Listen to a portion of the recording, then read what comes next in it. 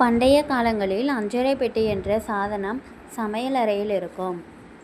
இதில் கடுகுக்கு அடுத்து சீரகம் என்ற பொருள் 2ஆம் இடத்தில் இருந்தாலும் உடலுக்கு உண்டாகும் இடர்பாடுகளை வல்லது. சீர் + சகம் சீரகம் உடலை சீர் செய்து என்ற பண்டைய மனிதர் உணவு மருந்து என பயன்படுத்தி இந்த சீரகத்தை பயன்படுத்தி வந்தாங்க. இன்னும் இந்த சமையல் சேர்க்காதவங்க யாரும் இல்லைன்னு சொல்லலாம். இது உடலுக்கு குளிர்ச்சியை தூண்டும். சீரகத்தை உலர்த்தி பொடித்து 1 கிராம் அளவு தேனில் அல்லது பால் காலை மாலை சாப்பிட்டு வந்தால் பித்தம், வாயு சரியாக, கழிச்சல், உதிரச்சிக்கல் போன்றவற்றை எல்லாம் சீராகுமா.